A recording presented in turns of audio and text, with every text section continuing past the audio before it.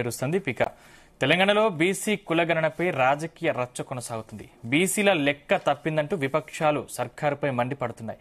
మరోవైపు ప్రభుత్వం తీరుపై బీఆర్ఎస్ విరుచుకుపడుతోంది. ఈటెలను పార్టీ నుంచి గంటేసిన బీఆర్ఎస్ కు మాట్లాడే అర్హత లేదని మంత్రి పొన్నం ప్రభాకర్ విమర్శించగా, కాంగ్రెస్ బీసీల పార్టీ అంటూ తీన్మార్ మల్లన్న చేసిన తిరుగుబాటు వ్యాఖ్యలు ప్రస్తుతం హాట్ టాపిక్ గా మారాయి. తెలంగాణలో బీసీ కులగణన రాజకీయ రచ్చపై ఇవాళ డిబేట్ లో చర్చిద్దాం. డిబేట్ లో మనతో పాటు పాల్గొంటున్నారు వల్లభరెడ్డి రవీందర్ రెడ్డి గారు, ఈబీసీ జాతీయ అధ్యక్షులు, అదేవిధంగా కంబుజ వెంకటేశ్వర గారు బీఆర్ఎస్ నుంచి, అదేవిధంగా రమేష్ గారు కాంగ్రెస్ నుంచి మరికొద్దిసేపట్లో జాయిన్ అవుతారు. ముందుగా రవీందర్ రెడ్డి మీ దగ్గర నుంచి స్టార్ట్ చేద్దాం. నమస్కారం అండి. అంటే ఎస్సీ వర్గీకరణ, అదేవిధంగా కులగణన, ఈ రెండు అంశాలు కూడా ఈ మధ్యలో హాట్ టాపిక్ గా మారాయి. దాదాపు 2-3 రోజుల నుంచి ఇదే కొనసాగుతూ వస్తుంది. అసలు గత ప్రభుత్వం కులగణన విషయానికి వస్తే గత ప్రభుత్వం చేసిన సర్వే, ఈ ప్రభుత్వం చేసిన సర్వే ఏది బెస్ట్ అంటారు? అంటే అసలు ప్రభుత్వాలు కానీ రాజకీయ పార్టీలు కానీ అసలు శాస్త్రీయంగా సర్వేలు జరపాలి. అసలు కులగణన అంటే కులగణనని ఎందుకు చేస్తారంటే, జనగణన ఏమో కేంద్ర ప్రభుత్వం చేస్తుంది, అది ప్రతి 10 సంవత్సరాలకు ఒకసారి చేస్తారు. ఇట్లనే భారతదేశం వల్ల 2011లో చేశారు. ఆ తర్వాత 2021లో జనగణన చేయాలి. జనగణన చేసినప్పుడు అప్పుడు కూడా వస్తాయి ఎస్సీలు, ఎస్టీలు, బీసీలు, ఓసీలు, అన్ని కులాలు అందులో పరిగణించబడతాయి. కానీ ప్రభుత్వం ఎందుకంటే డిస్క్లోజ్ చేయదు. కేంద్ర ప్రభుత్వం ఎందుకొరకు జనగణన చేస్తుందంటే, ఈ భారతదేశంలో ఉన్నటువంటి ప్రజలకు, రాష్ట్రాలలో అన్ని రాష్ట్రాల్లో ఉన్నటువంటి ప్రజలకు ఎవరికి ఎలాంటి మౌలిక వసతులు కల్పించాలనేటువంటిది, జనాభా నిష్పత్తి తెలిస్తే వాళ్లకు చేయాల్సినటువంటి పనులు అనేది తెలుసుకోవడానికి తరచు అది రొటీన్ గా చేసేటువంటిది. కానీ కుల జనగణన అనేది మాత్రం రాష్ట్ర ప్రభుత్వాలు చేస్తున్నాయి. ఈ రాష్ట్ర ప్రభుత్వాలు కూడా ఎందుకు చేస్తాయంటే, కొన్ని ప్రత్యేక పరిస్థితులలో, అంటే అధికారాలు ఉంటాయి, రాష్ట్ర ప్రభుత్వానికి అధికారం ఉంటే కులగణన చేసి ఉంటుంది. ఎట్లుంటదంటే, కొన్ని ప్రత్యేక పరిస్థితులలో వాళ్ళు రాష్ట్రంలో ఉన్నటువంటి కులాల పరిస్థితులను, ఆర్థిక స్థితిగతులను తెలుసుకోవడానికి కానీ, లేదా వెనుకబడినటువంటి కులాలు ఏ కులాలలో ఉన్నా కూడా వారికి ప్రభుత్వం నుంచి ఏ విధంగా సహకారం అందియాలనేటువంటి లక్ష్యంతో అది రాష్ట్ర ప్రభుత్వ ఖర్చులతోటి చేసేటువంటి అవకాశం ఉంది, అధికారం రాష్ట్ర ప్రభుత్వానికి ఉంది. ఇక్కడ మనం ఇప్పుడు తెలంగాణ విషయానికి వద్దాం. తెలంగాణ విషయం వల్ల కూడా, అంటే ఉమ్మడి రాష్ట్రం వల్ల ఇదే 2011లో కూడా ఇదే జరిగింది. కుల జనగణన జరగాలి, తర్వాత ఈ రిజర్వేషన్లు పెంచాలి అనేది అప్పుడు కిరణ్ కుమార్ రెడ్డి ఉన్నప్పుడు కూడా ఈ విధంగానే ఒత్తిళ్లు పెరిగినాయి. ఆ తర్వాత క్రమేణా అందరూ కూడా మళ్ళీ చల్లబడ్డపోయారు. సరే, ఆ విషయానికి పక్కకు పెడితే, ఇక్కడ తెలంగాణ రాష్ట్రంలో కాంగ్రెస్ పార్టీ ఆ రోజు తమ ఎన్నికల మేనిఫెస్టోలో చేర్చడం జరిగింది. మేము బీసీ కుల జనగణన చేస్తాం, దాని ప్రకారంగా నిష్పత్తి ప్రకారంగా మేము అవకాశాలు అందిస్తాం అనేటువంటిది కాంగ్రెస్ పార్టీ కామారెడ్డి డిక్లరేషన్ లో ప్రకటించారు. అయితే అది రాహుల్ గాంధీ కూడా అది అధికార పార్టీగా వారు కూడా ప్రకటించారు. అసలు ఇక్కడ ఈ తెలంగాణ రాష్ట్రంలో ఎవరు అడగలే, కుల జనగణన చేయమని ఎవరు అడగలే. ఆ సమస్య ఉత్పన్నం కావడానికి కారణం కూడా ఇక్కడ ఏంటంటే, కాంగ్రెస్ పార్టీ ప్రజలకు ఇచ్చిన వాగ్దానం మేరకు కాంగ్రెస్ పార్టీ కుల జనగణన జరిపింది. ఇది ఈ కుల జనగణన జరిపేటప్పుడు స్వయం ప్రతిపత్తి గలటువంటి డెడికేషన్ కమిషన్ను, దాని డెడికేషన్ కమిషన్ అంటే ఏర్పాటు చేయాల్సినటువంటి అవసరం ఉంది.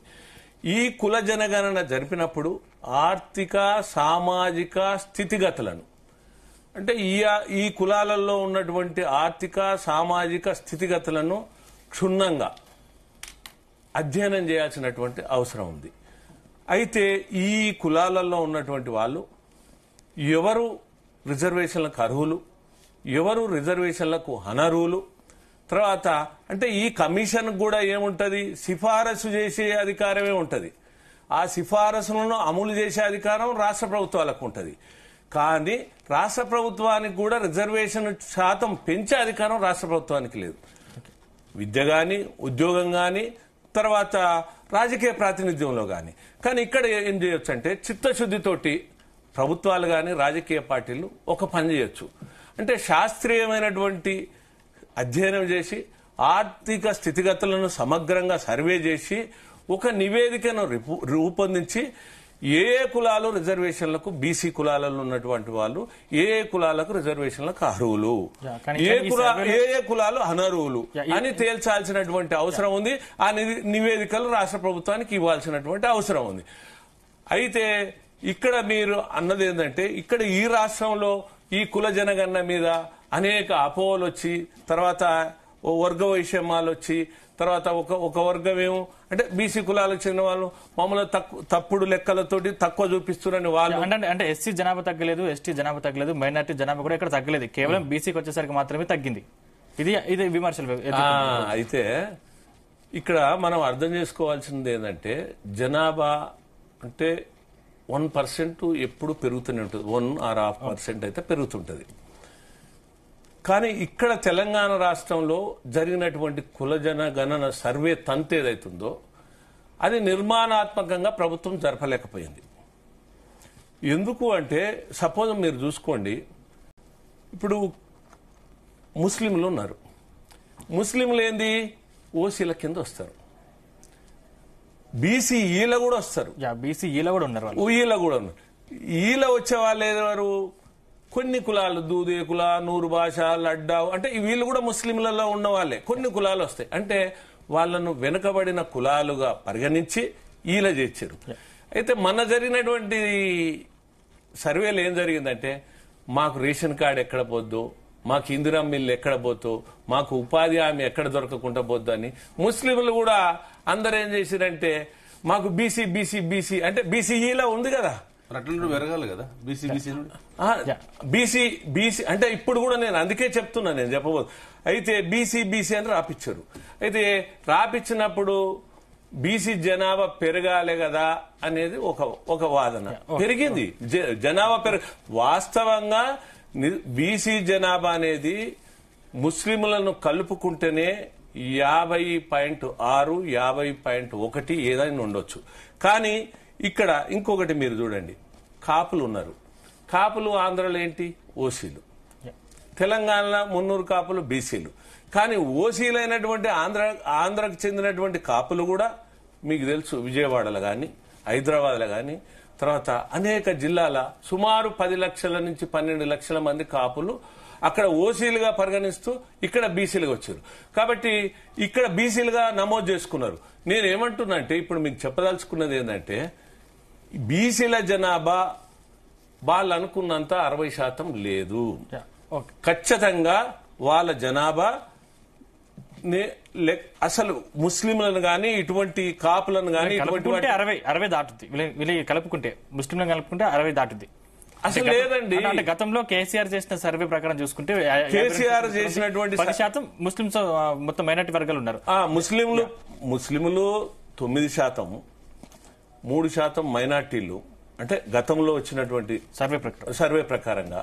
తర్వాత ఓసీలు 21.3, 22, 21 నుంచి 23 వరకు ఈ రకంగా ఉన్నాయి. అంటే ఏ విధంగా చూసుకున్నా 50% జనాభా ముస్లింలను కలుపుకుంటేనే 50% వచ్చింది బీసీలకు. అయినా అసలు అర్థం చేసుకోవాల్సింది ఏంటంటే, 1955లో భారతదేశం వల్ల 2399 కులాలు ఉన్నాయని తేల్చడం జరిగింది భారతదేశం వల్ల. అదేవిధంగా 1980 డిసెంబర్ 31లో 3743 కులాలు ఉన్నాయి అని భారతదేశంలో బీసీ కులాలు చెప్తున్నా. అట్లనే మన ఆంధ్రప్రదేశ్లో ఏం చేశారంటే 60 నుంచి 70 తర్వాత 100, ఈరోజు 130 కులాలుగా బీసీ కులాలుగా పరిగణించబడుతున్నాయి. అయితే ఇక్కడ అర్థం చేసుకోవాల్సింది ఏంటంటే, ఈ కుల జనగణన అనేది ప్రజల్లో ఒక తప్పుడు అభిప్రాయం పోతుంది. అంటే మా జనాభా నిష్పత్తి ప్రకారంగా మాకు రిజర్వేషన్లు కావాలి, మేము ఇంత జనాభా ఉన్నాం, ఇంత నిష్పత్తి కావాలని. రిజర్వేషన్లు అనేవి విద్యలో గాని, ఉపాధిలో గాని, ప్రజా ప్రాతినిధ్యం వల్ల గాని కులాల ప్రకారంగా లేవు రిజర్వేషన్లు.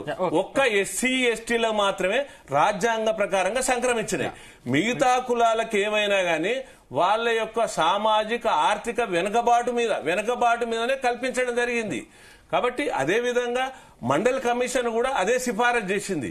ఇంకొకటి రిజర్వేషన్లను కూడా ఏమన్నారంటే, ప్రతి 20 సంవత్సరాలకు పునః సమీక్షించి ఏ కులాలు అర్హులు ఉన్నారో ఉంచి మిగతా కులాలను కొత్తగా చేర్చమనేటువంటి చెప్పింది. కానీ ఇది ఎట్లయిందంటే రాజకీయ పార్టీలు ప్రభుత్వాలు ఇవి ప్రజల మధ్య చిచ్చుబెట్టి మా కులం ఇంత మీ కులం ఇంత అనేటువంటి పోట్లాడుకుని ఓట్ల కొరకు కొంగజపాలు చేసేటువంటి పరిస్థితి ఇది దురదృష్టకరమని నేను ఈ సందర్భంగా చెప్తున్నాను. వెంకటేశ్వర నమస్కారం అండి.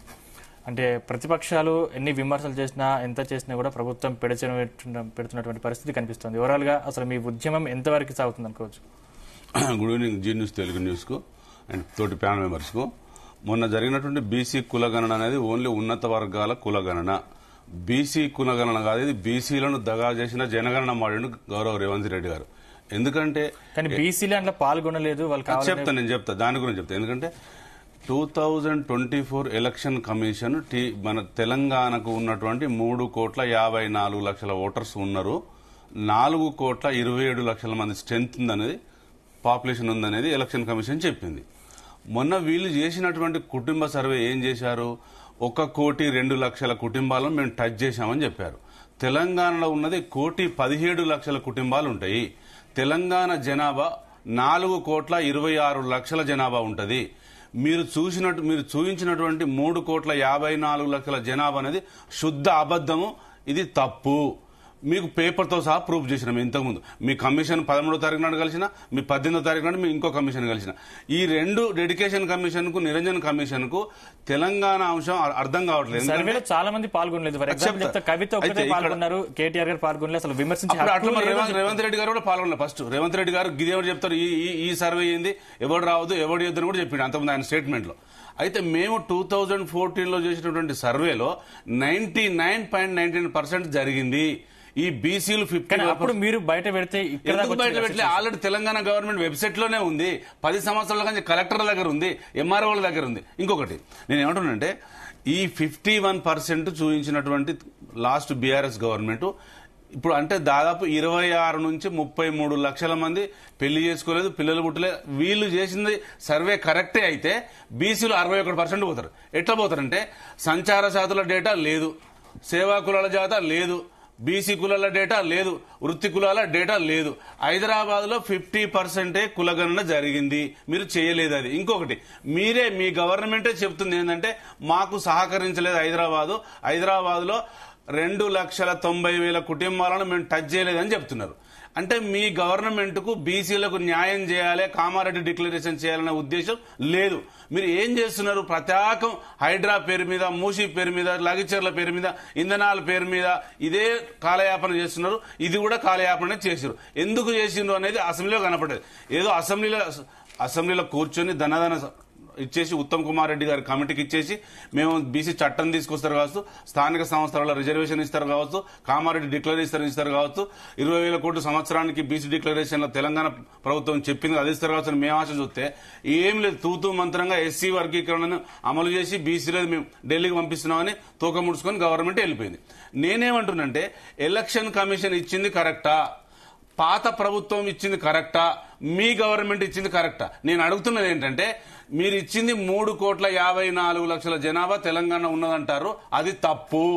ఈ తెలంగాణ జనాభా ఇప్పుడు ఉన్నది 4,26,00,000 మంది జనాభా ఉన్నారు. 10 ఏళ్ల కింద బీఆర్ఎస్ గవర్నమెంట్ కులగణన కుటుంబ సర్వే చేస్తే బీసీలు 51% వచ్చిర్రు, ముస్లిం బీసీలు 10% వచ్చిర్రు, అంటే 61%. ఇప్పుడు మీరేం చెప్తున్నారంటే అది తప్పు. బీసీలు 46% ఉన్నారు, 10% ముస్లింస్ ఉన్నారు, అది కలుపుకుంటే 56 అంటున్నారు. ఒకవేళ మీరు చెప్పిందే కరెక్ట్ అయితే ఈ 10 సంవత్సరాలలో ఎంత జనాభా పెరగాల బీసీలు? ఎందుకు మీరు దాన్ని దాస్తున్నారు? ఇంకొకటి ఏంటంటే, ఎస్సీ వర్గీకరణ గురించి నేను తీసుకొచ్చినటువంటి చట్టం చాలా తప్పులుగా తడకగా ఉంది. మీరు 9% మాదిగలకు ఇస్తామంటారు, మీరు 11% ఇవ్వాలి. నేను ఏమంటున్నా అంటే, అసలు 2019లో చట్టంలో లేనిది, ఈ దేశంలో అంబేద్కర్ రాజ్యాంగంలో లేనిది ఈడబ్ల్యూ చట్టం తీసుకొచ్చి మా పొట్ట కొట్టింది భారతదేశంలో. దాని గురించి కాంగ్రెస్ పార్టీ పట్టించుకోదు. కాంగ్రెస్ పార్టీకి నిబద్ధత ఉంటే మొన్నటికి మొన్న సార్ నేను కాంగ్రెస్ పార్టీకి వెళ్ళిపోవాలి వాయిస్. కాంగ్రెస్ పార్టీకి నిబద్ధత ఉంటే 80 సంవత్సరాల స్వాతంత్రంలో 60 సంవత్సరాలు మీరే పరిపాలించారు. 1931 కి ఇప్పటిదాకా సర్వే చేయలేదంటాడు. 19 చరిత్ర చరిత్ర రేవంత్ రెడ్డి గారు చదువుకోవాలి. చరిత్ర తెలియని రేవంత్ రెడ్డి ఎవ్రీ ఇయర్ 10 సంవత్సరాలకు ఒకసారి కులగణన కేంద్ర ప్రభుత్వం చేస్తుంది. నీ ప్రభుత్వానికి కులగణన చేసే హక్కే లేదు. హైకోర్టు ఏం చెప్పింది? డెడికేషన్ కమిషన్ వేసి స్థానిక సంస్థల రిజర్వేషన్ తేల్చమని డెడికేషన్ కమిషన్ వేసింది. అసలు నిరంజన్ గారి కమిషన్ కు డెడికేషన్ కమిషన్ దేనికి పవర్స్ ఉన్నాయో మీరు చెప్పట్లేదు. ఇంకొకటి ఏంటంటే రేవంత్ రెడ్డి గారేమో అసలు కులగణన జరగలేదు, ఏ సర్వే జరగలేదు అంటున్నాడు. మరి ఎవ్రీ ఇయర్ 60-70 ఏళ్లకెళ్ళి జరిగిన కులగణన గానీ జనగణన గానీ ఏంది? అది కాదా? 2021లో మనకు కరోనా వచ్చింది కాబట్టి చేయలేదు, లేదా చేసేది. అది కూడా మీకు అర్థం కాలేదా? మీ గవర్నమెంట్ కు బీసీలకు అన్యాయం చేయాలనే ఉద్దేశం ఉంది. ఒకవేళ మీరు అట్లాంటి వాళ్ళు అయితే మొన్నటికి మొన్న 2 ఎమ్మెల్సీలు రెడ్డిలకు ఇచ్చారు. మీకు నిజాయితీ దమ్ముంటే ఇప్పుడు 6 ఖాళీల మినిస్టర్లు బీసీలకు ఇవ్వండి. మీరు స్థానిక సంస్థలలో బీసీలకు రిజర్వేషన్ కోసమే ఇప్పుడు కులగణన చేశారు కదా, వేరే దాని గురించి కాదు కదా. వేరే పార్టీలో వాళ్ళు ఇస్తారా ఇవ్వరని మీరు చెప్తున్నారు. మేమేమంటున్నాం అంటే మీరు ఇవ్వండి, వాళ్ళు ఇవ్వకపోతే మీకే మళ్ళీ ఓట్లేస్తారు. మేము తప్పు చేస్తేనే కదా మమ్మల్ని ఓడించిండ్రు. ఇప్పుడు నేను ఏమంటున్నానంటే ఈ కులగణన బీసీ కులగణన అనేది రేవంత్ రెడ్డి కనుసైనల్లో జానారెడ్డి కనుసైనల్లో మా బొట్ట కొట్టడం కోసమే, బీసీల పొట్ట కొట్టడం కోసం జరిగింది. మేము దీన్ని ఉద్యమ రూపం మార్చుతాం. బీఆర్ఎస్ పార్టీ ఎప్పుడు వ్యతిరేకిస్తుంటది. మా రిజర్వేషన్ వచ్చే వరకు కొట్లాడుతూనే ఉంటది బీఆర్ఎస్ పార్టీ. ఇక్కడ వెంకటేశ్వర్ల సహోదరుడు సరే ఈడబ్ల్యూఎస్ రిజర్వేషన్ల ప్రస్తావన తెచ్చాడు. అదేవిధంగా రేవంత్ రెడ్డి ఒక రెడ్డి, తర్వాత జానారెడ్డి ఒక రెడ్డి, ఈ రెడ్లు కలిసి మా పొట్ట కొడుతుర్రు లేకపోతే మాకు అన్యాయం చేస్తున్నారు అనేటువంటి బాధ వ్యక్తీకరణ చేసి వ్యక్తీకరణ చేస్తున్నాడు. అయితే నేను ఈ తెలుగు ప్రజలకు మొత్తం వాస్తవాలు అర్థం కావాలి. ఏంటంటే ఒక రేవంత్ రెడ్డి అంటే జానారెడ్డి అనుభవాలు తీసుకోవచ్చు, నేను కాదన్నాను. అంటే ముఖ్యమంత్రికి అంటే జానారెడ్డి కూడా ఇదివరకు మంత్రిగా చేసిండు. తర్వాత అంటే నేను ఇక్కడ అనుభవాలు తీసుకోవచ్చు కానీ తీసుకోవాలి, నేను కాదంటలేను. తర్వాత అనుభవాలు తీసుకోవచ్చు, ఆ అనుభవాలను పరిగణన తీసుకొని ముందుకు పోవచ్చు. ఇంకొకటి రెండవది సోదరుడు ఏమన్నాడు, రెడ్లకి ఇద్దరికి ఇచ్చే బదులు బీసీలకు ఇవ్వాలన్నాడు. నేను దాంతో ఏకీభవిస్తున్నా. ఎందుకంటే సమతుల్యం పాటించాల్సినటువంటి బాధ్యత రాజ్యాంగం మీద ఉంటుంది, రాష్ట్ర ప్రభుత్వం నడిపే వాళ్ళ మీద ఉంటుంది, కేంద్ర ప్రభుత్వం మీద కూడా ఉంటుంది. కానీ మీరు ఒక రెడ్లను అంటే రెడ్లకే పదవులు ఇస్తారు అనేటువంటి ఉద్దేశంతో మీరు జాతిని కించపరచడం కరెక్ట్ కాదంటున్నా. అంటే కించపరచడం కరెక్ట్ కాదు. మీరు ఇప్పుడు అన్నారు మీ కాంగ్రెస్ ఎమ్మెల్సీ మాట్లాడినట్టు నేను మాట్లాడలేదు. నా స్టేట్మెంట్ మాకు తెలంగాణలో ఉన్నటువంటి విభిన్న జాతులు విభిన్న కులాలు మేము కడుపులో పెట్టి దాచుకుంటాం. రెడ్లంటే నా సహజీవనం చేసే నా ఫ్రెండ్స్ నా తమ్ముళ్ళు ఉంటారు. నేను వాళ్ళని వ్యతిరేకించట్లేదు, నా హక్కు గురించి అడుగుతాను. మీ కాంగ్రెస్ పార్టీ ఇష్టారాజ్యంగా మాట్లాడితే దాని మీదకి వస్తున్నా బ్రదర్. మీరు ఏమంటున్నారంటే ఏ కులాలైనా వాళ్ళ హక్కుల కొరకు వారి ప్రయోజనాల కొరకు పోరాటం చేయడంలో తప్పులేదు. కానీ సమస్త సంఘాలు కూడా సామాజిక స్పృహతోటి హక్కుల కొరకు అందరూ పోరాటం చేయొచ్చు. ఇప్పుడు ఎంఆర్పిఎస్ వర్గీకరణ అనేది కూడా మందకృష్ణ గారు తెచ్చినది, అది చాలా గొప్ప ఉద్యమం. దాని మూలం ఏంటంటే అసలు సమాజానికి అర్థం కావాల్సిందంటే ఈ రిజర్వేషన్ ఫలాలు ఉన్నోళ్లకు కాదు లేనోళ్లకు అందాలి. వర్గీకరణ అర్థమే అది. అయితే వీరు సహోదరుడు ఏమన్నాడంటే ఈడబ్ల్యూఎస్ రిజర్వేషన్లు ఒక చట్టం లేదు, ఏది లేదు. చట్టం తీసుకొచ్చారు. అంబేద్కర్ ఇచ్చిన రాజ్యాంగంలో ఈడబ్ల్యూఎస్ లేదు. కేంద్ర ప్రభుత్వం మోడీ మా పొట్టగొట్టి ఈడబ్ల్యూఎస్ తీసుకొచ్చి మా జీవన విధానాన్ని మా రాబోయే కులాల యొక్క అంశాన్ని తొక్కిపడేసింది అని అంటుండు.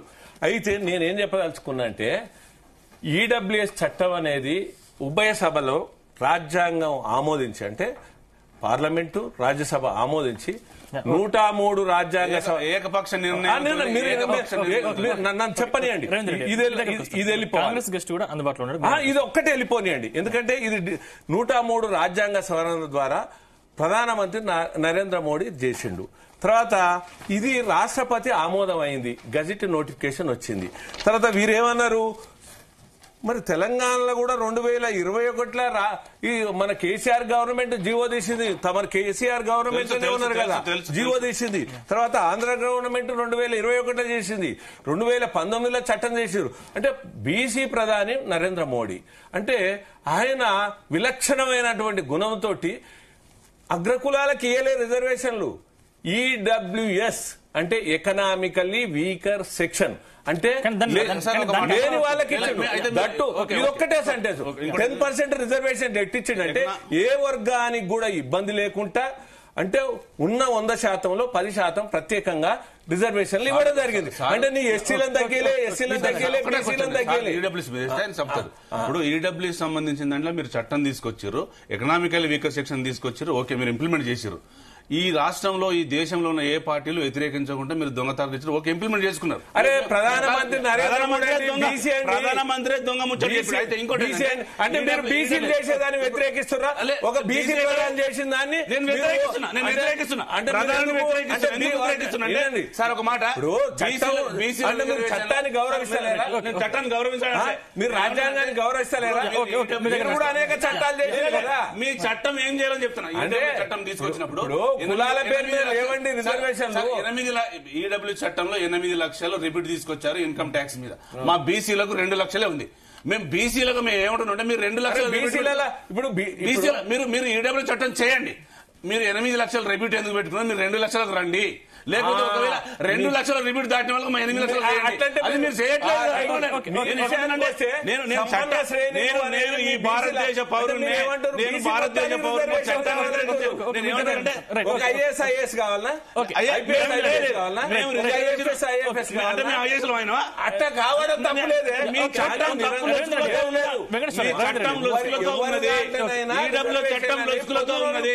ఈడబ్ల్యూ చట్టం లొసుకులతో ఉన్నది కాబట్టి ఆ స్టేట్మెంట్ బాగలేదు. నేను చట్టాన్ని గౌరవిస్తా, మీరు చట్టాన్ని రిలీజ్ చేయాలి, దాన్ని సవాల్ చేయొచ్చు. మీరు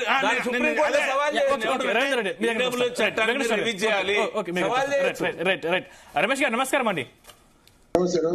ఓవరాల్ గా బీసీలను అణగదొక్కేందుకు కుట్ర జరుగుతుంది. ఎక్కడ కూడా ఎస్సీ జనాభా తగ్గలేదు, ఎస్టీ జనాభా తగ్గలేదు, మైనార్టీ జనాభా తగ్గలేదు. కేవలం బీసీస్ వచ్చేసరికి తగ్గింది. అదేవిధంగా ఈసారి ఓసీ జనాభా పెరిగింది. ఓవరాల్ గా ప్రభుత్వం ఎదుర్కొంటుంది చాలా విమర్శలు. ఇవి ఏం చెప్తారు? ఆన్సర్ ఏం చెప్తారు? విమర్శలు చేయకుండా ఏంటంటే ప్రభుత్వాన్ని మనం అందరూ సజెషన్ ఇవ్వమని చెప్పి అది ప్రభుత్వం కోరింది కదా. మీకు సాధ్యమైనంత మీరు ఇప్పుడు ఎవరైతే తప్పిపోయినా ఉన్న వాళ్ళకి ఒక ఆప్షన్ పెట్టమని చెప్పాలి. ఒక అప్లికేషన్ పెట్టుకోండి, లేకుండా ఆన్లైన్ లో పెట్టండి అని. అదొక ప్రభుత్వానికి కోరితే అందరు కలిసి బాగుంటాయి కదా. ఇవన్నీ అనేకన్నా ప్రభుత్వం మీ సజెషన్ కొడితే తప్పిపోయిందని చెప్పారు, గణాంకాలు తప్పిపోయినాయని చెప్తున్నారు, కొంతమంది మా పేరు నామోదు చేయలేదని చెప్తున్నారు. ఇవన్నీ కూడా మీరు చెప్తున్నారు, కానీ తీసుకునే సిచ్యువేషన్ ఎక్కడ కనిపించట్లేదు అనే విమర్శలు కూడా ఉన్నాయి కదా. లేదని ఇంత పెద్ద చరిత్రాత్మకమైన నిర్ణయం తీసుకోవడమే గొప్ప. ఇన్నేళ్ల బట్టి బలైన వర్గాలకు న్యాయం జరగలేదనేది వాస్తవం. ఎందుకంటే థికెస్ట్ పాపులేషన్ ఉన్న దేశం ఇది. ఒకటే ఇప్పుడు దేశం బాగుపడాలంటే ఈ రాజకీయ సంక్షోభాల నుంచి బయటపడాలి. ఎవరు తెలివివంతులు, మంచి విద్యావంతులైన వాళ్ళు బలైన వర్గాలను కూడా ప్రోత్సహించుకుంటూ రాజకీయంలో తీసుకురావాలి అనేది ఒక రాహుల్ గాంధీ గారి, మన రేవంత్ రెడ్డి గారిది ఒక కోరిక. ఇప్పుడు అందరి కూడా బలైన వర్గాలను ముందుకు తీసుకెళ్లాలి. ఇప్పుడు దేశంలో ఉన్న పరిస్థితి అది. ఇప్పుడు ఎప్పటికీ మా రోడ్ల నిర్మాణం, మా బ్రిడ్జ్ నిర్మాణం, ఇండస్ట్రీ నిర్మాణం కూడా జరుగుతాం. కానీ ఒక సామాజిక నిర్మాణం, సామాజిక సంకల్పం పెట్టుకొని పనిచేయాలనేది ఇప్పటి వరకు రాలే. ఇన్నేళ్ల చరిత్రలో మొట్టమొదటిసారి వస్తున్న రెవల్యూషన్ రానివ్వండి. బీసీలకు న్యాయం చెయ్యాలి అనుకుంటే మొన్న ఎమ్మెల్సీ సీట్లను కూడా రెడ్లకే ఇచ్చారు. ఇప్పుడు కేవలం ఇది స్థానిక దాన్ని దృష్టిలో పెట్టుకుని కదా రాహుల్ గాంధీ గారు ఈ రోజు ఒక నిర్ణయం తీసుకున్నారు. మంచి నిర్ణయం. దానికి తప్పులు ఒప్పులు ఉండే సర్వసాధారణము. ఒకటి మనం ప్రభుత్వ పరంగా అన్ని చెప్పినా ఉద్యోగస్తులు సరిగా చేయరు కదా, కొంత నిర్లక్ష్యం వహిస్తారు, కొంత తప్పుగా చేసుకున్నాను. దాన్ని దృష్టిలో పెట్టుకుని మనం ఒక ఆప్షన్ అందరిగా చేయాలని పార్టీలు, ప్రతిపక్షాలు కూడా ఒక ఆప్షన్ తప్పిపోయిన వారు ఉన్న వాళ్ళు వాళ్ళ పేరును నామోదు చేసుకోండి, వాళ్ళకి ఈ ఆప్షన్ పెడుతున్నాము, ఈ రకంగా మీరు చేసుకుంటే మీరు కూడా బలైన వర్గాల లిస్టులో వస్తారు, మేము కూడా ఇంక్వైరీకి వస్తామని చెప్పేసి ఒక సామరస్యంగా చెప్పి మీకు ప్రతిపక్షాలకు కూడా అన్ని రకాల కూడా చెప్పారు కదా. దాని మీద పోరాటం. మిగిలిన వాళ్ళ గురించి రాలేదు తప్పలేదు అనేకన్నా మిగిలిన వారిని కూడా చేర్చుకోండి అనే ఒక పదం మాట్లాడితే అందరు కూడా బాగుంటది కదా. దాన్ని ఎవరెవరు తప్పిపోయినరు, ఎవరెవరు లేరు, వాళ్ళ పేర్లు కూడా నామోదు చేసుకోండి. దానివల్ల కూడా కొంత నిజాయితీగా ఉంటుంది ప్రభుత్వం అని మీరు సజెషన్ ఇవ్వండి. దాన్ని ఏం తప్పలేదు. నేను దాన్ని కూడా మేము కాంగ్రెస్ నాయకులుగా నేను కూడా ప్రభుత్వాన్ని కోరుతున్నా, అలాంటి తప్పిదాలు జరిగిన దగ్గర వాళ్ళను వాలంటరీగా వచ్చి వాళ్ళ పేర్లు నమోదు చేసుకుని వాళ్ళ పేర్లు ఆన్లైన్ ఎక్కడనో పెట్టి వాళ్ళని ఎంక్వైరీ చేస్తే సరిపోతుంది. ఇది పెద్ద సమస్య ఇది కాదు. తప్పిపోవాలని ఇంటెన్షన్ చేయరు కదా. ఏదో రకంగా ప్రభుత్వ యంత్రాంగం వల్ల జరిగింది కదా, రాజకీయ నాయకులు చేయలేదు కదా. ఆ రకంగా మనం అందరం కలిసి దాన్ని ఒక పద్ధతి ప్రకారం ప్రెజెంటేషన్ చేస్తే వాస్తవంగా బలహీన వర్గాలకు న్యాయం జరిగేది. ఇప్పుడు ఈ స్టేజ్ ఇది కరెక్ట్. అన్ని స్వాతంత్రం వచ్చింది, అన్ని జరిగినాయి, రోడ్డు నిర్మాణం రాకెట్లు పోతుంది. ఈ సమయంలో ఇక మిగిలినది ఒకటే సామాజిక స్పృహ. సామాజికంగా అందరు ఎదగాలి. ఉంటేనే ఎదుగుతారు. రాజకీయ బలం ఉంటేనే మన సమాజం ఎదుగుతారు. రమేష్ గారు మళ్ళీ మీతో మాట్లాడుతున్నాను. అరే వెంకటేశ్వర గారు, అదే ప్రభుత్వ నిర్లక్ష్యం కనిపించట్లేదు, ఇక్కడ కేవలం ప్రభుత్వ అధికారుల తప్పిదం వల్లే జరిగిందని చెప్పేసి చెప్తా ఉన్నారు. అట్లన్నప్పుడు మరి ప్రభుత్వ అధికారులు తప్పించిన వాళ్ళ మీద యాక్షన్ తీసుకోవాలి కదా. ఇప్పుడు మీరు సామాజికంగా ఈ దేశ ఆర్థిక పరిస్థితి హలో మీతో మళ్ళీ మాట్లాడుతాను. హలో సామాజిక స్పృహ అనేది వచ్చింది కాబట్టి హలో రమేష్ గారు నేను మళ్ళీ మీతో మాట్లాడతాను. నా మాట వాయిస్ వస్తుందా? వస్తుంది. కొంచెం సిగ్నల్ ప్రాబ్లం ఉంది. నేను మళ్ళీ మీతో మాట్లాడతాను. సిగ్నల్ కాదు, ఫోన్ వచ్చేది, ఫోన్ కాల్ వస్తే కట్ చేసి. అయితే నేను అనేది ఏంటంటే సామాజిక స్పృహ అనేది ఇప్పుడు మంచిగా వచ్చింది కాబట్టి దాన్ని ప్రతి ఒక్కరి బాధ్యత. ఈ దేశం బాగుపడాలి, ఈ కొట్లాటలు యుద్ధాలు లేకుండా సామాజికంగా అందరు సమానంగా ఉంటే ఎలాంటిది. ఇప్పుడు అన్ని పెళ్లిలు ఎవరి పడతాను పెళ్లిళ్ళు చేసుకుంటున్నారు. ఇప్పుడు ఆ రకంగా ఈ కులం ఆ కులం అనేది ఉన్నంత కులం డబ్బున్నవాడు డబ్బు లేని వాడి పరిస్థితి రావాల్సిన పరిస్థితి వచ్చింది. ఇప్పుడు అటువంటి పరిస్థితి రావాలి, దేశం అభివృద్ధి చెందే సంకల్పం పెట్టుకుంటే ఇది కంపల్సరీ. ఎందుకంటే మా బలైన వర్గాలకు టికెట్ రాలేదు, మాకు టికెట్లు వచ్చినాయి, వాళ్ళకి ఎక్కువ ఇచ్చింది. ఈ యుద్ధాన్ని ఆపాలిగా. సమస్య పక్కకు పెట్టి అభివృద్ధి మీద దృష్టి సాధిస్తే పాలకులు మంచిగా పాలకుల ఇప్పుడు బీసీ కులగణన మీరు తప్పుగా చేశారు, మీరు ప్రజలు సహకరించలేదంటే ఎవరు ఆఫీసర్లు. నేను 13వ తారీఖు నాడు డెడికేషన్ కమిషన్ కలిశాను. సార్ మీరు పూర్తి డేటా కలెక్ట్ చేయలేకపోతున్నారు, కొంచెం చేయండి సార్ అంటే చేస్తాము, కలెక్టర్లకు ఇంటిమేట్ చేస్తామని చెప్పారు. మళ్ళీ 18వ తారీఖు నాడు నేను నిరంజన్ గారిని కలిశాను, మెమోరాండం ఇచ్చాను, అది మీకు కూడా ఇచ్చారు ఒకసారి. అప్పుడు ఏమన్నా నిరంజన్ కొంతమేర బీఆర్ఎస్ నాయకులు పాల్గొనలేదు అని కొన్ని ఆరోపణలు వచ్చాయి. అది తప్పు సార్. నేను ఏమంటే అలా పాల్గొనడం ఏముంటుంది. ఇప్పుడు గవర్నమెంట్ అసెంబ్లీలో ఏం చెప్పిందంటే హైదరాబాద్ లో మేము 50% చేసినామని చెప్తున్నారు. నేనేమంటున్నానంటే 3,54,00,000 డేటా మీరు కలెక్ట్ చేశారు, దాంట్లో బీసీలు తక్కువ ఉన్నారు. నేనేమంటున్నానంటే 4,26,00,000 మంది ఉన్నారు, మీరు పూర్తి బీసీల డేటా చేయలేదంటున్నారు. బీసీలు అంటే మీ ఉద్దేశం వల్ల బీసీలు అంటే ఎట్లా చెప్పండి? బీసీలు అంటే ఏంది, దాని నిర్వచనం ఏం చెప్పండి? బీసీలు అంటే బ్యాక్వర్డ్ క్యాస్ట్, వెనుకబడినటువంటి బీసీ జాతులు. క్యాస్ట్ కాదు అది, వెనుకబడిన వర్గాలు. వెనుకబడిన వర్గాలు అనేది ఎట్లంటే అందుకనే ఏమన్నారంటే వాళ్ళ యొక్క ఆర్థిక స్థితిగతుల మీద ఎవరెవరు వెనకబడిన వర్గాల కింద పరిగణించారు. అదే చెప్తున్నా సార్ నేను. ఇప్పుడు జనాభా నిష్పత్తి వేరు, తర్వాత కుల జనగణనలో వచ్చేటువంటిది. అంటే కుల జనగణనలో సపోజ్ బ్యాక్వర్డ్ క్లాసెస్ ఉన్నారు, అప్పుడు ఒకప్పుడు 60-70 కులాలు బ్యాక్వర్డ్ క్లాస్ మీరు చెప్పేది ఒక మాట వినండి. మీరు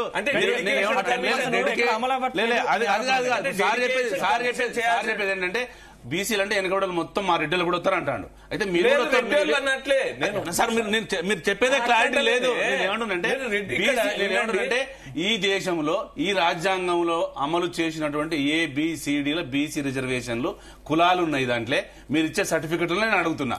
నేనేమంటున్నా, ఇక్కడ పద్మశాలీలు నల్గొండ డిస్ట్రిక్ట్ వెళ్ళి వాళ్ళు సోలాపూర్ గుజరాత్ కి వెళ్ళిపోయారు, 3-4 లక్షల మంది వెళ్ళిపోయారు, వాళ్ళని మీరు పిలిపియలేదు. తర్వాత మిగతా దక్షిణ తెలంగాణ ఉత్తర తెలంగాణలో సంచార జాతులు సేవా కులాలు బ్రతకడానికి మొత్తం ఇండియా మొత్తం పాకిపోయారు, వాళ్ళని మీరు పిలిపియలేదు.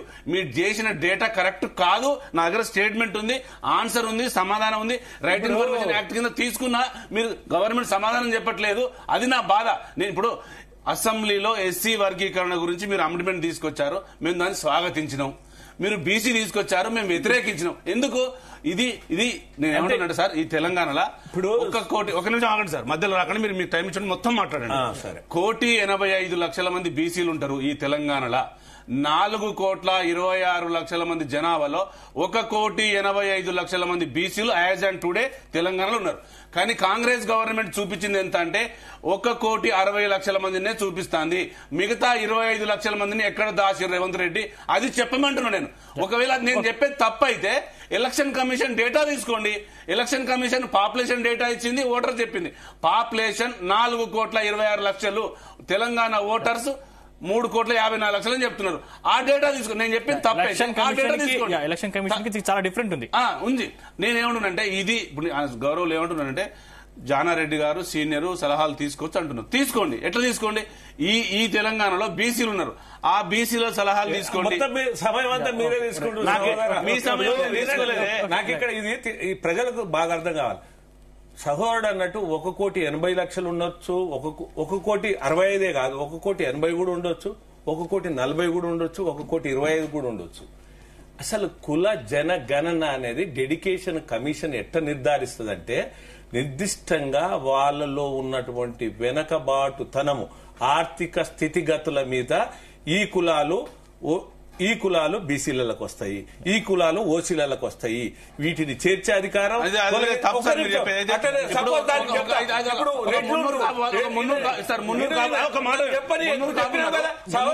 బాగున్నారు అంటే వాళ్ళు ఓసీలకు వెళ్ళిపోతారు. రెడ్లున్నారు. సపోజ్ కర్ణాటకలో బీసీలు, తెలంగాణ సంగతి చెప్పారు. ఇక్కడ ఓసీలయ్యా, ఇక్కడ ఓసీలు. మీరు అర్థం చేసుకోవాల్సింది ఏంటంటే మీరు చెప్పేది రాంగ్ సార్. నేను స్టేట్మెంట్ వినండి, మీరు సహోదరు వినండి. 1992లో ఇదే చర్చ మండల్ కమిషన్ కు ఇందిరా సహాయన్ అని, ఇప్పుడు మీరు గతంలో మీరు ఒక మాట అన్నారు అంటే వ్యతిరేకంగా, రాజ్యాంగానికి స్ఫూర్తిగా వ్యతిరేకంగా ఈ రిజర్వేషన్లు గానీ ఇవన్నీ గానీ ఈడబ్ల్యూఎస్ గానీ ఇంకేదైనా వ్యతిరేకంగా బీసీ రిజర్వేషన్లు తగ్గించడం గానీ ఇవన్నీ జరుగుతున్నాయనే మాటకు నేను సమాధానం చెప్తున్నా. ఇందిరా సహాని కేసు 1992లోనే దీని మీద సుప్రీంకోర్టులో సవాల్ చేస్తే ఎస్ఆర్ పాండ్యన్ జస్టిస్ గౌరవనీయులు ఏమన్నాడంటే రాజ్యాంగాన్ని దుర్వినియోగం చేసే అధికారం ఎవరికీ లేదు, ఎవరికి ఇవ్వబడలేదు. రాజ్యాంగ ఫలాలు అర్హులైన వారికి మాత్రమే అందాలి. అనైతికంగా, వంశపారంపర్యంగా, ఏకస్వామ్యంగా, నిరంతరంగా, అధర్మంగా ఎప్పుడు ఒకే కులానికి చెందినవారు లేదా ఒకే వర్గానికి చెందినవారు అనుభవిస్తే అది రాజ్యాంగ స్ఫూర్తికే వ్యతిరేకము. రాజ్యాంగ ఫలాలు నిజమైన పేదలకు అందమని అన్నాడు. అంటే ఇంత స్పష్టంగా, అంటే దీని మీద మీరు పోలేదనేది కాదు, సుప్రీంకోర్టు వరకు వెళ్ళారు. మరి మీరు ఏమంటున్నారు? రాజ్యాంగ స్ఫూర్తి ప్రకారంగానే కదా మనం నడుచుకోవాల్సింది. మీరు రాజ్యాంగానే సవాల్ చేస్తున్నారు. అంటే అనునిత్యం నిరంతరం వంశపారంపర్యంగా ఒకే వర్గం ఇప్పుడు ఏబిసిడి వర్గీకరణ మందకృష్ణ తెచ్చిన ఆ కులానికే కాదు, ఎవరికి అర్హులో వాళ్ళకు రిజర్వేషన్లు, బీసీలు గానీ, ఎస్టీలు గానీ, ఓసీలు గానీ. రెడ్డి గారు చాలా మంచి చెప్పారు. నేను వెల్కమ్ చెప్తున్నా. రెడ్డి గారు చాలా విపులంగా చెప్పారు. కమిషన్ లో ఉంది, చదివారు. నేను కూడా అదే చెప్తున్నా. ఈ దేశంలో, ఈ రాష్ట్రంలో ఒక 119 మంది ఎమ్మెల్యేలు ఉంటే 60-70 మంది రెడ్డోళ్ళే ఉన్నారు. మాకు రాజ్యాంగం కావాల్సిన బీసీ హక్కులు అడుగుతున్నాం.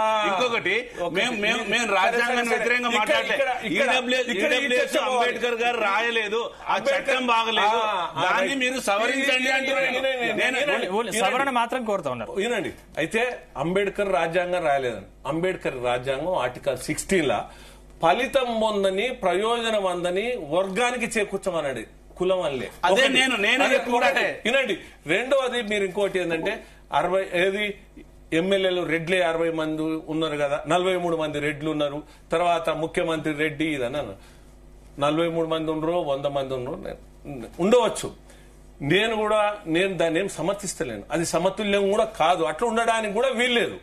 కానీ ఈ 100 మంది రెడ్లు ఉన్నప్పుడు అనుకో, మరి ఏం చేసిరా ఈ అగ్రవర్ణ పేదలకు ఎకనామికల్ వీకర్ సెక్షన్ ఒక్కటన్నా తెచ్చిరా? ఇప్పుడు రేవంత్ రెడ్డి ముఖ్యమంత్రి వచ్చిండు, 14 ఏళ్ళు అయింది. ఈ అగ్రవర్ణాలకు చేసింది ఒక్క పని చెప్పు. ఇప్పుడు 100 మందికి పదవులు ఇస్తే వీళ్ళకు అయిపోయినట్ట. ఇప్పుడు కులాల మీద తులనాలుడుతున్నారు, విద్వేషాలు రెచ్చగొడుతున్నారు. మాకు ఒక ఈబీసీ కమిషన్ లేదు, మాకు ఒక ఈబీసీ కమిషన్ లేదు, కనీసం కమిషన్ వేసిండా? ఇప్పుడు ఎస్సీలకు ఎస్టీలకు బీసీలకు కమిషన్ ఉన్నాడు, మరి ఈబీసీలకు కూడా కమిషన్ ఉండాలి కదా. ఒక హాస్టల్ ఉన్నాయా, స్టడీ సర్కిల్ ఉన్నాయా, ఒక కార్పొరేషన్ ఉందా, ఒక కమిషన్ ఉందా, ఒక మంత్రిత్వ శాఖ ఉందా? మాకు మాలలో కూడా ఆకలి చావులు ఉన్నాయి, ఆత్మహత్యలు ఉన్నాయి, పిల్లలు పెళ్లి చేయలేని దుస్థితి ఉంది, తర్వాత ప్రతిభ ఉన్న స్టడీ సర్కిల్ లేవు, ఇవన్నీ బాధలు ఉన్నాయండి.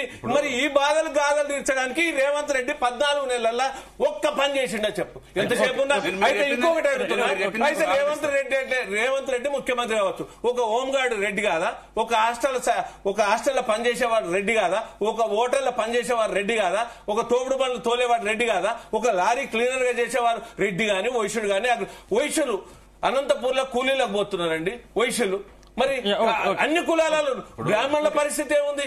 ఇవాళ మీరు ఎందుకు అగ్రకులం అని ఒక ముద్ర వేసి ఒక ముసుగుదోడికి బీసీలకు వ్యతిరేకున్నట్టున్నాడు. నేను బీసీలకు రిజర్వేషన్లు కావాలి, పెరగాలి కూడా లేదు. బీసీలకు రిజర్వేషన్లు కావాలి, పెరగాలి, కానీ నిజమైన బీసీలకు ఫలాలు అందాలి. ఎవరైతే అర్హులు ఉన్నారో వాళ్ళకి బీసీలకు రిజర్వేషన్ పెంచితే మాకేం అభ్యంతరం? పెరగాల్సిందే, కానీ నిజమైన వాళ్ళకి అందాలి. సార్ ఏమంటుండే ఈడబ్ల్యూఎస్ తీసుకొచ్చారు, అగ్రకులాల బీదలకు న్యాయం జరగాలి అంటాడు. నేను కూడా అగ్రకులాల బీదలకు న్యాయం జరగాలి అంటున్నా, కానీ ఎవరు చేయాలి? మీ ఈడబ్ల్యూ చట్టం తీసుకుంటే బీజీ ప్రధాని నరేంద్ర మోడీ చేస్తే ఆయన వ్యతిరేకిస్తున్నారు. మా ఓసీలు ఎవరు చేసి చెప్పరాదు. ఇప్పుడు రాజశేఖర రెడ్డి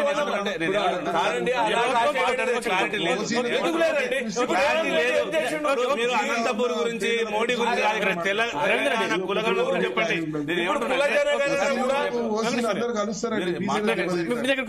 రమేష్ గారు, కుల జనగణన అనేది కూడా ఒక సమర్థంగా శాస్త్రీయంగా జరగాలని మేము కూడా కోరుకుంటున్నాం. రిజర్వేషన్లు పెంచితే మాకు అభ్యంతరం లేదని కూడా చెప్తున్నాం. రమేష్ గారు లేదండి, సామాజిక స్పృహ అనేది అట్లా కాదండి. అన్నిట్లలో పేదలు అందరి కులాలు అదే చెప్తున్నాం.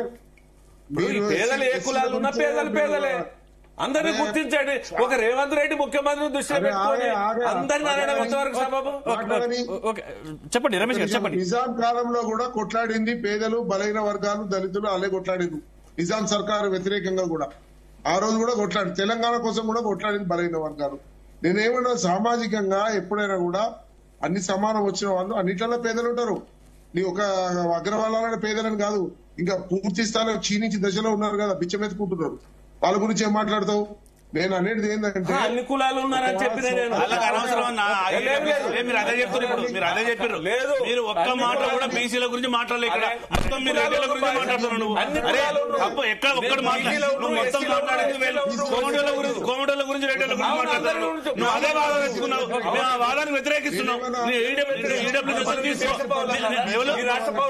అది మోడీని అడుగు, రేవంత్ రెడ్డిని అడగండి, రేవంత్ రెడ్డిని మోడీ అడగండి, ఈడబ్ల్యూ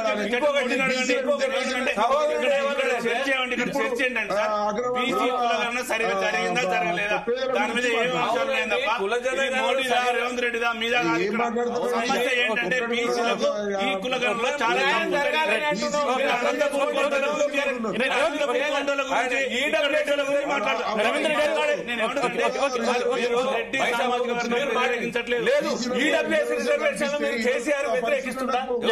అది కేసీఆర్ అడగండి.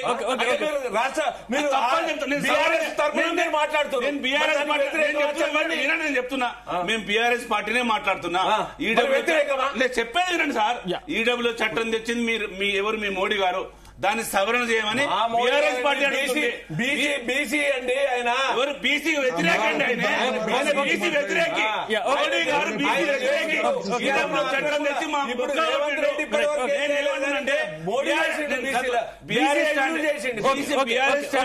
బీఆర్ఎస్ స్టాండ్ సవరణ చేయండి.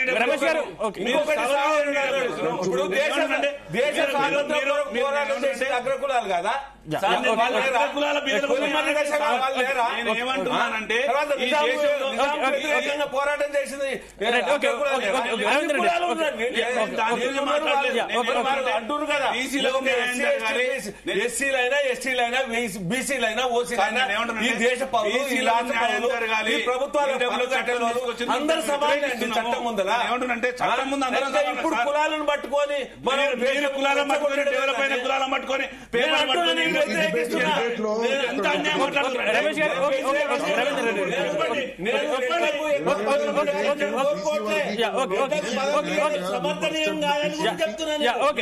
రవీందర్ రెడ్డి రమేష్ గారు వెంకటేశ్వర గారు వెంకటేశ్వర గారు కేసీఆర్ చేసిండీ తప్పు చూపిస్తున్నారు.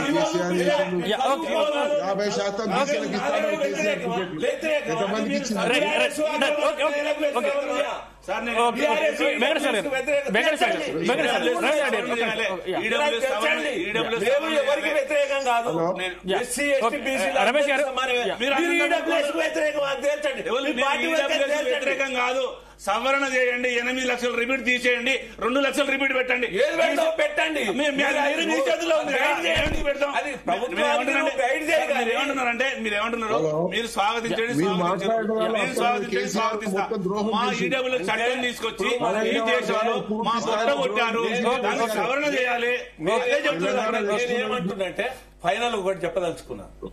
తుపాకులు పెట్టి కాల్చే వాళ్ళకంటే, బాంబులు పెట్టి పేల్చే వాళ్ళకంటే దేశ సమగ్రతను గాని రాష్ట్ర సమగ్రతను గాని, అంటే వాళ్ళను బాంబులు పెట్టి పేల్చే వాళ్ళని, తుపాకులు పెట్టి పేల్చే వాళ్ళని ఏమంటున్నాం మనం ఉగ్రవాదులుగా మాట్లాడుతున్నాం. అట్టనే దేశ సమగ్రతను గాని రాష్ట్ర సమగ్రతను గాని కులాల మధ్య విద్వేషాలు చిచ్చు రగిలించే వాళ్ళు కూడా సంఘ విద్రోహ శక్తులు వెళ్తారు. ఎవరైనా గాని, రవీందర్ రెడ్డి గాని, ఎవరైనా గాని. కాబట్టి సామాజిక ప్రభుత్వం కూడా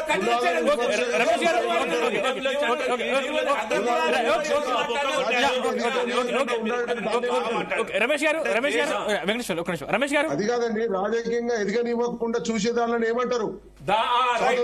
అది తప్పంటున్నా. రాజకీయంగా ఎదగకుండా చూడడం అది తప్పు. వాళ్ళకున్న ఆధిపత్యాన్ని అధికారాన్ని అడ్డం ఖండిస్తున్నా. రమేష్ గారు అది నేను నిర్వీర్యంగా ఖండిస్తున్నా. ఇప్పుడు ఏదో ఒకటి మాట్లాడాలి కానీ మీ కేసీఆర్ వాస్తవాలు మాట్లాడాలి, ఏదైనా వాస్తవాలు మాట్లాడాలి. ఒక పక్షంగా తీసుకోవద్దు. రమేష్ గారు మీరు కంక్లూడ్ ఇవ్వండి. ఇప్పుడు న్యాయం జరగాలని కోరుకోవడంలో తప్పలేదు, వాళ్ళకి అధిక పదవులు ఇవ్వాలని కోరుకోవడం తప్పలేదు, వాళ్ళు రిజర్వేషన్ పెంచాలని కోరుకోవడం తప్పలేదు. కానీ నిజాయితీగా నిబద్ధతతోటి దాని సామరస్యమైనటువంటి చర్చ జరగాలి. రమేష్ గారు మీరు కంక్లూడ్ ఇవ్వండి. స్వాతంత్రం వచ్చి నేలైనప్పటికీ కూడా సామాజిక స్పృహ లేదు, సామాజిక న్యాయం జరుగుతలేదు. పేదోడు దగ్గర ఉన్నారు, డబ్బున్న లెక్కనే బతుకుతా ఉన్నారు. ఎప్పుడైందని సామాజిక? ఎక్కడ పోయినా మన కేసీఆర్ వచ్చి రైతు బంధు ఇచ్చి రైతుల వాళ్ళ ఉన్న క్యాస్ట్ వాళ్ళకి భూములను ఇప్పించి వాళ్ళను ధరలు ఎక్కించి డబ్బులు ఇచ్చి, కానీ పేదలకు ఇచ్చిన రైతులకు ఆ రోజు భూపమ్మకం జరిగినాడు, అంత ఇచ్చినారు. కొన్ని తప్పులు లెక్కలు పెట్టి కొన్ని భూములు ఆపుకున్నారు. దానివల్ల వాళ్ళకు ఎంత న్యాయం చేసిండు. అట్లే పేదలకు ఇప్పుడు 50% సీట్లు ఇస్తాను బీసీలకు. ఎంతమందికి సీట్లు ఇచ్చిండండి?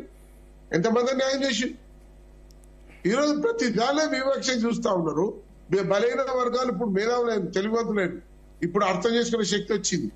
ఇప్పుడు పోరాటము ఒక పరిధికి రాహుల్ గాంధీ నేతృత్వంలో చాలా ప్రజలలో స్ప్రెడ్ అయిపోయింది. ఈ రోజు మనకు అన్యాయం జరుగుతున్న తీరు, మీకు అన్యాయం అంటే ఒకటే కనబడుతుంది. రాజకీయంగా అది ఒక్కటే. ఒక ఎమ్మెల్యే అయితే వాళ్ళ బలైన వర్గాలను దగ్గరకు పోయి తీసుకుని హత్తుకొని వాళ్ళ కష్ట సుఖాలు తీర్చుకునే పరిస్థితి ఉంటుంది. రాజకీయంగా ఎదిగినాడే పరిస్థితులు ఎదుగుతాయని అగ్రవర్ణాలు రాజకీయ చేతులలో పెట్టుకున్నారు. మరి బలైన వర్గాలు కూడా సమానంగా రావాలి, ముందుకు రావాలి. వాళ్ళ చేతిలో కూడా ఈ అధికారాలు ఉండాలి. ఉన్ననాడు సమాజం సమానంగా పోతుంది. అప్పుడు దేశ అభివృద్ధి జరుగుతుంది. ఇంకా ఈ కొట్లాటలు ఈ దీనిలోనే తప్పించుకుంటూ ఉండడం కాదు. ఇప్పటి వరకే అది జరిగిపోవాలా. ఆ జరిగిన తర్వాత ఎప్పుడు కానీ ఇప్పుడు వేరే దేశాలలో ఎట్లా అభివృద్ధి చెందింది నాగరికత గాని అన్ని విషయాలలో ఎక్కడికో పోతున్నాయి. ఈ రోజు మనం ఎందుకున్నాము? ఈ ఎక్కువ కులాలు ఉన్నాయి కాబట్టి బలైన వర్గాలు ఎక్కువ మంది ప్రధానమంత్రి నరేంద్ర మోడీ అండి, బీసీ ప్రధాని అందరిని తిట్టుకుంటా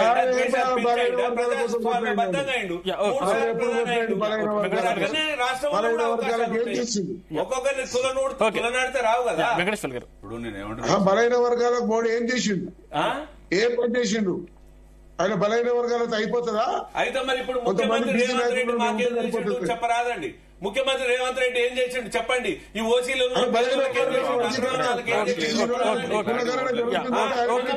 కొంతమంది అధికార వాళ్ళు ఉండగానే సరిపోద్దా అండి?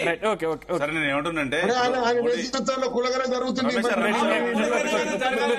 రమేష్ గారు మళ్ళీ మీతో మాట్లాడతాను. ఓకే, ఇప్పుడు రేవంత్ రెడ్డి మాకేదో ఇచ్చినట్టు చేస్తున్నారు మీరు. నేను ఏమంటున్నాను సార్, ఈ అంశం రేవంత్ రెడ్డి గారిది మోడీ గారిది కాదు. మరి ఈ అంశము కులగణన బీసీలకు అన్యాయం జరిగింది తెలంగాణలో. కులగణన సరిగా జరగలేదు, సరిగా చేసి ఇంప్లిమెంట్ చేస్తే బాగుండేది. 3.1% జరగలేదు అంటున్నారు. 3.9% జరగకపోవడానికి కారణం రాష్ట్ర ప్రభుత్వమే కదా. నేను డెడికేషన్ కమిషన్ కలిసిన రోజు టైం ఇంకా ఎక్స్టెండ్ చేస్తాము, కలెక్టర్లతో మీటింగ్ పెట్టి మిగతా చేస్తామని చెప్పారు. అది చేయలేకపోయారు అనేది అంశం. ఇంకా రెండో అంశం ఏంటంటే ఇలా రిజర్వేషన్లు అమలు చేస్తామని కాంగ్రెస్ పార్టీ ముందుకు వచ్చింది. మీరు కామారెడ్డి డిక్లరేషన్ లో పెట్టారు, అది ఇంప్లిమెంట్ చేయండి. అదే ఇంప్లిమెంట్ చేయడం కోసం మిగతా టైం తీసుకొని బీసీలు కరెక్ట్ గా ఎంత పర్సెంటేజ్ పెరిగారు, ఎంత పర్సెంట్ ఉన్నారు, సంచార జాతులు ఎక్కడ పోయినాయి, సేవా కులాలు ఎక్కడ పోయినాయి, ఉత్పత్తి జాతులు ఎక్కడ పోయినాయి, వృత్తి కులాలు ఎక్కడ పోయినాయి, ఆ డేటా మొత్తం కలెక్ట్ చేసి ఎన్ని రేషన్ 1,17,00,000 కుటుంబాలుంటే 1,02,00,000 కుటుంబాలకే సర్వే జరిగింది. 94 లక్షల రేషన్ కార్డులుంటే 4 లక్షల రేషన్ కార్డులు ఇంటికి కాంగ్రెస్ ప్రభుత్వం పోలేకపోయింది. ఇప్పుడు నేనేమంటున్నానంటే మీరు సరిగ్గా సర్వే చేయండి.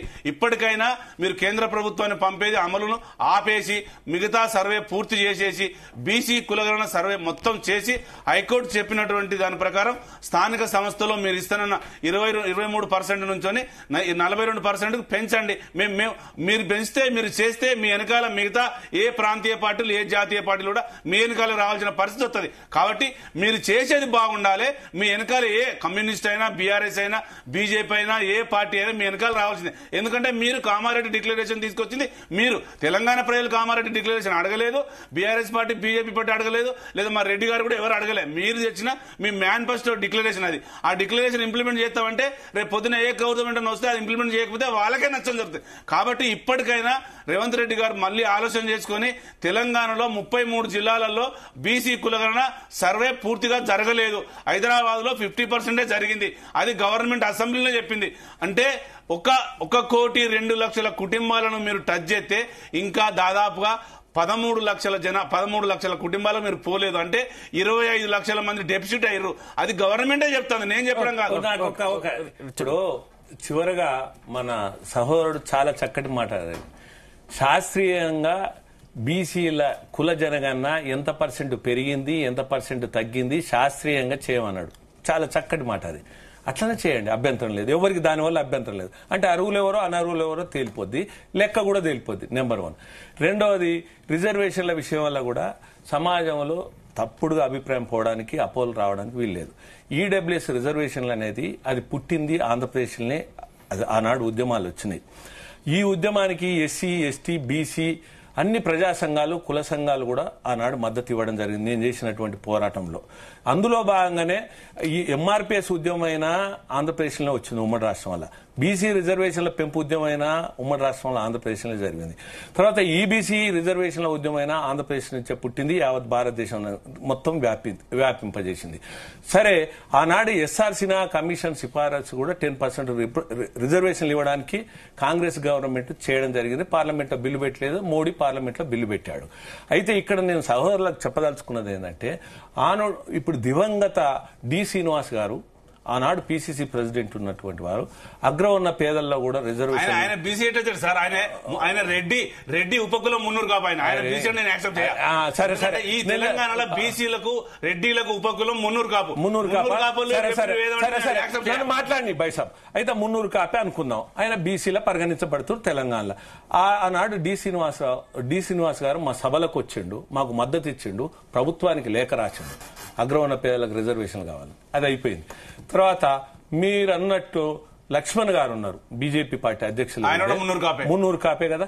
ఆ లక్ష్మణ్ గారు కూడా మా ఉద్యమానికి మద్దతు ఇవ్వడమే కాదు, ఈ ఈడబ్ల్యూఎస్ రిజర్వేషన్ల కొరకు మోడీ దగ్గరికి కూడా నాకు వెన్నుదట్టి నా పోరాటంలో మద్దతు ఇచ్చినటువంటి వ్యక్తి. మరి ఇప్పుడు మీరు 2 వ్యక్తుల పేర్లు మున్నూరు కాపు అని చెప్తారు. ఒకటి డి శ్రీనివాస్ మున్నూరు కాపు అంటారు, తర్వాత లక్ష్మణ్ గారు మున్నూరు కాపు అంటారు, బీసీ కాదంటారు, ఉపకులం అంటారు. ఇప్పుడే మీ నుంచే నిజాలు వస్తున్నాయి. ఓకే. ఈ సమాజానికి తెలుస్తాయి. మరి తీర్మానం మల్లన్న కూడా 300 కాపే కదా. ఆయన కూడా కాదు. అయితే మరి ఆ 300 కాపులే సమర్థించడం ఏంది? ఈ 300 కాపు అయిన తీర్మానం మల్లన్న ఈడబ్ల్యూఎస్ రిజర్వేషన్లు రద్దు చేయడం అంటే మరి ఇప్పుడు మీరు ఇది సమాజానికి తెలవాలి, అర్థం కావాలి. ఇప్పుడు మీరు మరి 300 కాపు మా ఓసీ కాదంటారు, మీరే అంటారు. మాట్లాడేది ఎవరు? నేనేమంటున్నానంటే బీసీలు కాదు 300 కాపులు అంటాడు. నేనేమంటున్నానంటే రైతులు ఎంతమంది పంట అంటున్నాడు కదా మీ ముందలే. అంటే అందుకనే నేనేమంటున్నానంటే సమగ్రమైన సర్వే శాస్త్రీయంగా కాన్స్టిట్యూషన్ ప్రొవిజన్స్ ప్రకారంగా జరగాలి. అది జరిగితే ఎవరు 300 కాపులు, ఎవరు ఓసీలు, ఎవరు బీసీలు తేలుతుంది. ఇప్పుడు మీరే చెప్తారు. ఇప్పుడు ఈ తీర్మానం మల్లన్న నేను ఆయన పేర్లు తీసుకోవడానికి ఉచ్చరించడానికి నాకు ఇష్టం లేదు. అయినప్పటికీ కూడా ఇప్పుడు సందర్భం వచ్చింది కాబట్టి చెప్పక తప్పట్లేదు. అదే 300 కాపులు వచ్చి ఈడబ్ల్యూఎస్ రిజర్వేషన్ రద్దు చేయమన్నారు. ఇప్పుడు ఈ సమాజంలో డెవలప్ అయిన కులాలు వాళ్ళకి రిజర్వేషన్ ఇంప్లిమెంట్ చేయడం చెప్తున్నా. ఇంకోటి డెవలప్ అయినప్పుడు మీరు బీసీ కమిషన్ మీరే చెప్పండి, అది కూడా మీరే చెప్పండి. ఎవరి అరువులో అదే మీరే తెలుసు. మీ పార్టీ అధికారంలో వెంకటేశ్వర్ల గారు ఇప్పుడు మీరు లాస్ట్ చివర్లా చక్కగా నీతిగా మాట్లాడుతారు. ఏంది ద్వంద్వ వైఖరి? నిజాయితీగా ఈ సమాజంలో మనం సామాజిక స్పృహతోటి సంఘజీవులుగా జీవించాల్సిన బాధ్యత మన మీద ఉన్నది. కాబట్టి సార్ ఈ దేశంలో ఈ రాష్ట్రంలో బతికే క్యాస్ట్ వాళ్ళకు గౌరవం ఇవ్వాలి. గౌరవం ఇస్తూ ఇప్పుడు నేను ఏమంటున్నానంటే ఈ తెలంగాణలో ఉన్న ప్రతి కులానికి మేము గౌరవం ఇస్తాం. మరి ఇప్పుడు 300 కాపులు 15% జనాభా మరి మీ లెక్క వాళ్ళు ఓసీలకు వస్తారు. మీరు చెప్పిన దాని ప్రకారంగా మీరు చెప్పినది ఏమని కులాలు ఓసీల ఉపకులం అన్నారు. వాళ్ళకి రిజర్వేషన్ అవసరం లేదంటే మరి ఓసీల ఉపకులం అన్నప్పుడు మీరు చేయించుకోరాదు. ఈ సమాజంలో ఏ కులాలైనా గౌరవం ఇచ్చుకోవాలి, గౌరవం ఇవ్వాలి. నేను మీరన్న దానికి ఇంప్లిమెంటేషన్ కొన్ని కులాలు డెవలప్ అయిన కులాలు ఉన్నాయి కదా, ఆ కులాల సమతుల్యం ఏంటి, ఆ కులాలు ఎక్కడికి పోవాలి? అదే డెడికేషన్ కమిషన్ చేయాల్సిన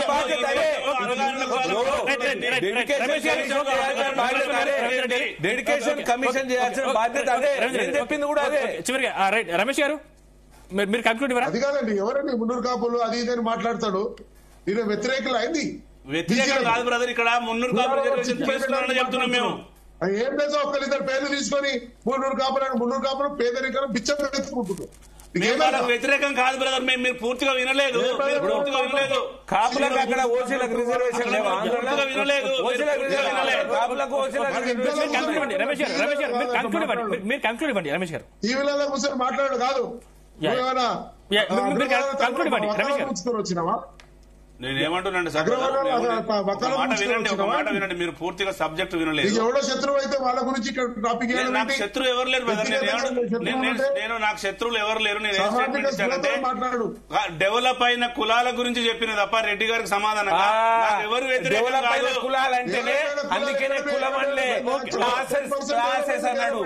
అదే అంశం క్లాసెస్ అన్నాడు. అదే అన్నాడు రాజ్యాంగం. మీకు అది రమేష్ గారు మీరు కంక్లూడ్ ఇవ్వరా? అది కాదండి, ఇక్కడ పేదరికం ఒక 5% 10% ఎవరో డెవలప్ అయితే గౌడ కులం ముదిరాజులు అన్ని కులాలలో కొంత 5% 10% డెవలప్ అయ్యారు. దాని ఇక్కడ మాట్లాడే అవసరమా టీవీలో? దాని ఇప్పుడు అవసరమా? ఇది లేదండి. అందరు మద్దతు ఇచ్చిరని చెప్పిన నేను అందరూ మద్దతు ఇచ్చారు, వ్యతిరేకిస్తారని చెప్పిన. పేదలకు న్యాయం జరగాలన్నప్పుడు మాట్లాడాలి. మీరు తీసిన ఆయన చెప్తున్నా. భారత రాజ్యాంగం ఏం చెప్పిందంటే చివరికి అన్ని జరుగుతాయి. ఇప్పుడు భారత రాజ్యాంగం కూడా ఏం చెప్పిందంటే ఒక్కటే నిమిషంలో ముగిస్తున్నాం. భారత రాజ్యాంగం ఏం చెప్పిందంటే ఆర్టికల్ 16 క్లాజ్ 4 ప్రకారంగా సంక్రమించిన బీసీ రిజర్వేషన్లు ఉద్యోగాల్లో గానీ ఇతరత్ర హోదాల్లో గానీ ఏ వర్గానికైనా సరైన ప్రాతినిధ్యం లభించలేదో వారికి లభించడం ముఖ్యము. కదా అందరికి అంటే దాని అర్థమేంది? అంటే ఎవరికి ప్రాతినిధ్యం చాలా అంటే దీని అర్థమేంది? ఎవరికి ప్రాతినిధ్యం కావాలో వాళ్ళకి ఇవ్వాలి. రైట్ రవీంద్ర రెడ్డి గారు, రైట్ ఓకే ఓకే ఎక్కడ మాట్లాడాలి, రైట్ రమేష్ గారు, ఎక్కడ మాట్లాడాలంటే అట్లా ఇక ధనవంతుని మనం సమర్థిస్తామండి. రైట్ పేదోడు ఏ కులమైన ఒకటే. రైట్ థ్యాంక్ యూ అండి. థ్యాంక్ యూ రవీంద్ర రెడ్డి గారు, వెంకటేశ్వర్ గారు, రమేష్ గారు, థ్యాంక్ యూ అండి. చర్చలో మాతో పాటు పాల్గొన్నందుకు ధన్యవాదాలు. ఇవి ఈ రోజు డిబేట్లోని అంశాలు. చూస్తున్నాం అండి జీ తెలుగు న్యూస్, నిజం నిఖచ్చితం.